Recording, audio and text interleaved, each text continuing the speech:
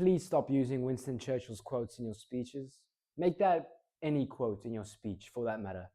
Why, you might ask, is because, well, everyone's doing it.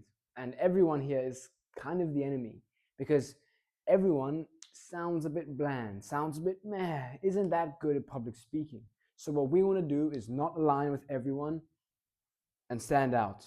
Be extraordinary, be outstanding, be whatever, Superman, Captain America, Wonder Woman. Everything that we want to be is not found in the pool of what everyone else is doing. So we could go and reinvent the wheel, try and find the new Winston Churchill quote, Nelson Mandela, Mahatma Gandhi, whoever. Dive deeper down that rabbit hole and try to find an incredible quote that no one's ever heard before.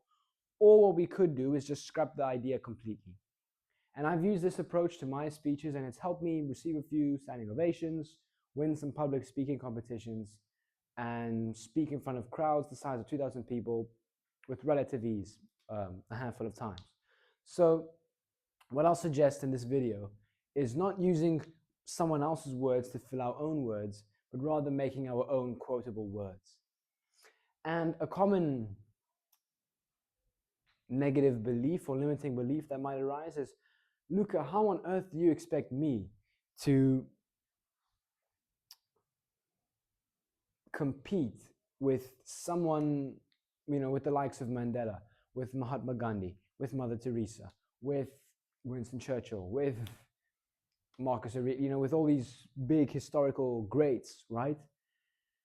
And the thing is, our speech is different. It's whatever they said is not the end all, be all, that is truth. Sure, that can be applied to our speech, but there's definitely words that we can say better than them in the context of our entire speech. So what I'm getting at here is simply making our own quote. Okay, we want to say our own line, our own little bit of poetry, that if we were to say it to someone and told them, oh, this is what Mahatma Gandhi had to say on this topic, this is what Winston Churchill had to say on why rice is my favorite starch. You know what I'm saying? So we want to create something that is so good that if we were to give it to a random person and we said, oh, Winston Churchill said this, they could actually believe it, all right? Then we say, oh, no, we actually wrote that little bit of poetry, okay? So how do we make our own quotable words? We want to use a rhetorical device, ancient Roman rhetorical device called chiasmus. Why did I write it so funky? I don't know.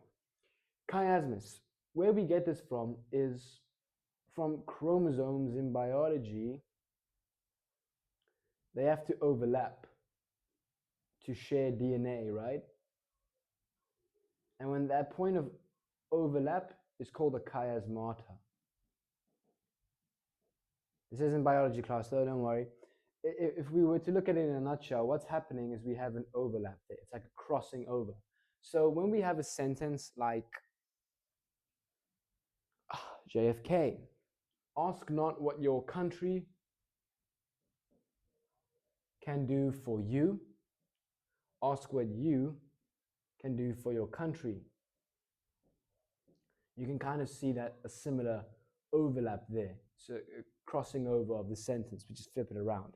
So another example would be, don't climb life's mountains for the world to see you, but rather for you to see the world.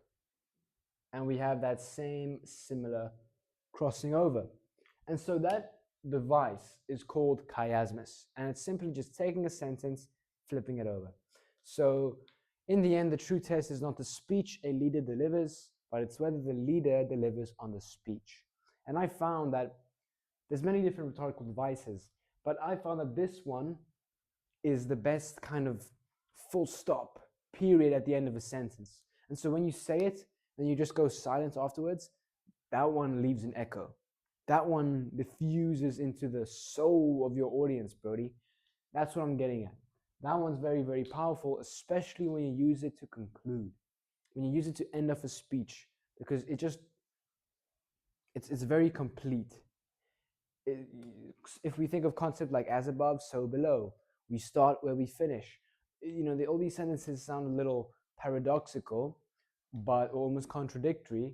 But it's, what is it? You're ending where you're finishing. As above, so below. We're kind of making these complete loops, these little like ribbons, right? So if we can do that with our speech, we have a sentence which makes sense going forwards and backwards.